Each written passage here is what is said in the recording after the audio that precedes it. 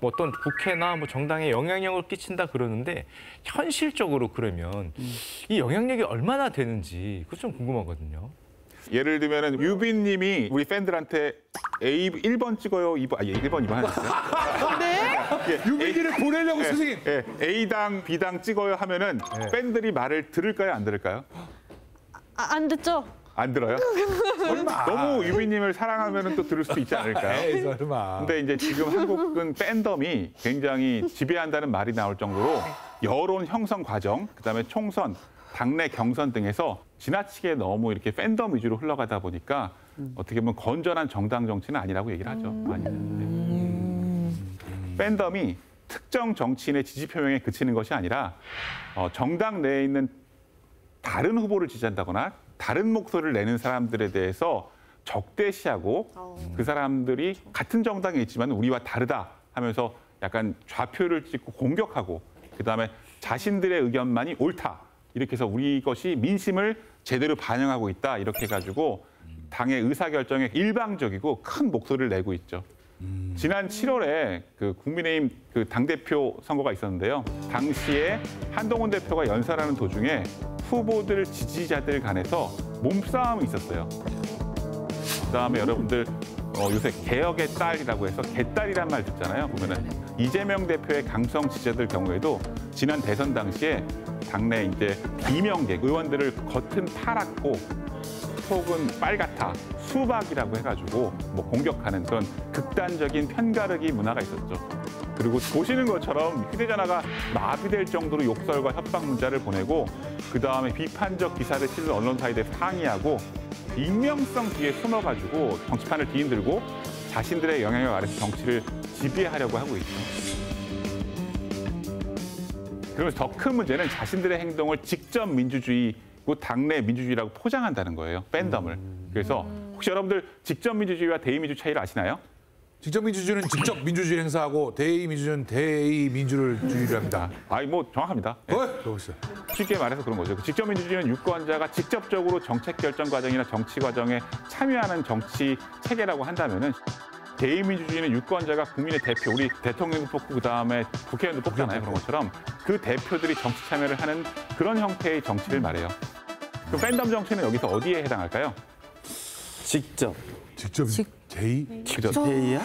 야, 애매하다. 그죠? 애매하긴 한데 이제 팬덤 정치를 하는 사람들은 이것이 이제 직접 민주주의라고 얘기를 하겠지만은 저는 그거는 아니라고 생각합니다. 어디에도 속하지 않고요. 어디에도 속하지 않나요? 직접 민주주의라고 하지만 어떻게 보면 대의 민주주의를 방해하고 우리나라 민주주의를 후퇴하게 만드는 기형적 문화가 아닌가 하는 생각이 드는데요. 네. 팬덤 정치가 SNS를 중심으로 의사를 표현하기 때문에 자칫 대다수 국민들을 대표한다고 생각할 수도 있지만은 정당 국회가 갈등 조정과 합의를 해나가야 하는데 오히려 혐오 증오의 태도로 활동하는 악성 사회운동에 가깝다고 생각하거든요. 저는 팬덤 정치가요. 그렇기 때문에 팬덤 정치가 정치 양극화를 심화시키고 그다음에 오히려 정치를 소멸시키고 있다. 이런 부정적인 모습이 상당히 많다 저는 생각합니다. 근데 이런 팬덤 정치로 고통을 받거나 피해를 입는 의원들이 상당히 좀 많을 것 같거든요. 이 문제를 해결하자는 뭐 이렇게 의원님들의 어떤 움직임 이런 것들은 좀 없습니까?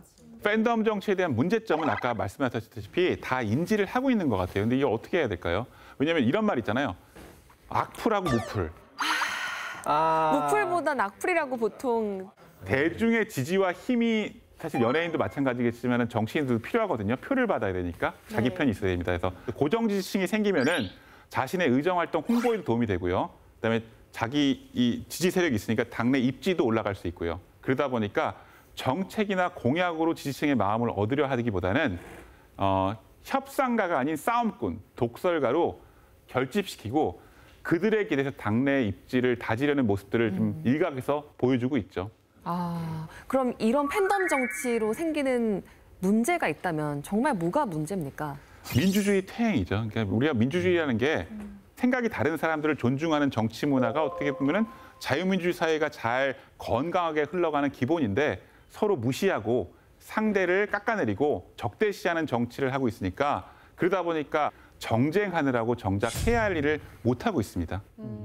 여기 보시면은 국회의원의 법안 발의 건수들을 우리가 그래프로 보고 있거든요. 13대 국회가 1988년 아까예요. 4년마다 해서 이렇게 나오는 21대 국회까지 나오는데요. 여기 보면은 법안 발의가 약 51배로 증가했어요. 21대 국회만 놓고 보면은 계류되거나 폐기된 법안이 1만 6천 건이 넘을 정도로 많은 법안이 발의는 됐지만 통과된 거는 또 그만큼 적다는 거예요. 쌤, 자기가 낸 법안 제목도 잘 기억 못할 것 같아요. 그러니까 지금 말씀하신 것처럼 일하는 국회처럼 보일 수 있지만 지금과 같은 지나치게 많은 법안을 내다 보면은 약간 보여주기식. 그래서 이에 대해서 국회의원 보좌진들이 이런 말을 했다고 합니다. 내가 낸 법안이나 쟁점이 크게 된 법안 몇 개를 빼고는 기억하지 못한다. 그러네. 역시 목격하네. 역시나. 부실 법안. 한두 개가 아니다. 한 번에 몰아서 수백 건씩 통과시킨다. 때가 되면 한 번에 몰아서 그래야 저기 인처리가 된 거로 처리되니까. 누구도 책임질 수 없는 상황이 된다고 고백을 하고 있는 거네요. 그렇다면 왜 이런 현상이 발생한 걸까요? 의원에 대한 평가가 너무 양적 지표로만 이루어지다 보니까 언론과 시민단체가 의원들을 평가할 때 법안 건수, 언론과 SNS 등에서 여론의 주목을 얼마나 끌었느냐. 그런 걸 가지고 의원들의 활동을 순위로 매겨서 평가하고 발표하고 하다 보니까 또 그런 것들이 정당 공천 심사에도 반영돼요. 실제로 여러분들 재밌는 거는 국회가 끝날 때쯤에 공천 시기가 있잖아요. 네. 공천 시기를 앞두고 특히 유독 법안 발의들이 많아요. 지역 관련 법안이 그렇죠. 많죠. 많이 내서 그때 많이 나옵니다. 그래서 방학 숙제 일기 예. 이런 거. 예. 그래서 그런 것들이 하나의 또 평가 지표가 되니까 그래서 의원들의 유능함을 평가할 때 앞으로는 우리도 너무 그렇게 단순 지표 얼마나 법안을 많이 내는가 이런 걸로만 평가하는 그 문화는 좀 바뀌어야 되겠죠. 어떤 상한제를 두는 것도 나쁘지 않을 것 같아요. 국회의원이 1년이나 한 달에 그렇지. 법안을 이렇게 10개만 쓸 수 있어. 낸 게, 그럼 정말 소중하잖아. 카드가 나 10개밖에 없어. 그래서 소중한 정책들만 이 의견 어떻습니까? 진지하게. 예, 맞습니다. 말씀하신 것처럼 조금 더 의원들이 양적인 어떤 법안 발의보다는 질적인 측면에서 조금 더 신경 쓸 수 있는 제도적인 변화가 필요할 것 같습니다. 오늘 근데 정치 수업 지금 하고 있잖아요. 아마 시청자 여러분들이 오늘 이 시간 함께 하시면서 굉장히 많은 토론을 하고 계시리라 저는 좀 기대도 하고 궁금하기도 합니다. 우리 방청객 여러분들은 또 어떻게 듣고 계신지 말씀에도 청해 보겠습니다. 질문 있으신 분? 네, 그 정당이 민생을 최우선한다기보다 정치인들이 사적인 이익을 취하는 게 정치 양극성을 어쩌면 양극화시키는 거라고 생각하기 때문에 혹시 이를 해결할 수 있는 방법이 있는지 궁금합니다. 예, 너무 좋은 질문 같습니다. 먼저 국민으로부터 위임받은 권력을 되도록이면은 분산하는 방식의 제도가 좀 필요하지 않을까. 그러면은 정치 권력이 어느 한 개인이나 정당에 집중되는 것을 지향하고 다수제 민주주의보다는 좀 합의제 민주주의도 좀 필요하지 않나 이런 얘기를 하거든요. 그것도. 야. 선거제도를 가지고 한번 예를 들어볼게요. 그러니까 우리가 다수제 민주주의와 합의제 민주주의의 선거제도를 비교해 보면은 다수제 민주주의의 선거제는 다수결식이에요. 다수결. 그러니까 뭐냐면 승자가 더 많은 걸 가져가고 패자는 많이 잃게 되는 거죠. 지금 하는 시기. 그렇죠. 그러다 보니까 다수파의 전횡과 소수파의 배제, 승자 독식 이런 것들이 좀 많이 일반적으로 나타나게 되죠. 반면에 합의제 민주주의 선거제도에서는 비례성이 보장되는 선거제도를 채택하거든요. 네. 비례성이 높은 선거제도의 하나로 정당 명부 비례대표제가 있거든요. 개별 후보가 아닌 정당에 투표를 해요. 그리고 나서 그 정당이 전국에서 혹은 정해진 지역 내에서 얼마나 득표를 했는가 거기에 비례해서 의석수를 나눠 갖는 거죠. 이게 이제 비례성이 좋다는 거거든요. 예를 들면은 뭐 이번 총선 때 야당이 압승을 하긴 했어요. 네. 그렇죠? 근데 더불어민주당과 국민의힘의 득표율 차이를 전국적으로 보면 한 4% 차이밖에 안 나거든요. 근데 의석수 차이는 한 70석 차이가 나잖아요. 근데 이제 비례성을 높이면은 지금보다는 의석수 차이가 조금 더 줄어들 수 있죠. 사실 다수제 민주주의는 선거를 거듭할수록 거대 정당, 그러다 보니까 양당 중심의 정치가 되잖아요. 그죠? 양당이면 아무래도 양 진영을 중심으로 많이 싸우겠죠. 반면에 합의제 민주주의 하에서는 다양한 사회 세력을 대표하는 다당제가 발전되면서 조금 더 완충지대가 만들어질 수 있지 않을까. 이렇게 되면은 자연스럽게 권력도 좀 분산되면서 다양한 목소리들이 나오면서 좀 덜하지 않을까, 갈등이. 그런 얘기들을 하는 정치학자들이 많습니다. 그리고 두 번째는 건전한 정당 민주주의를 확립해야 될 것 같습니다.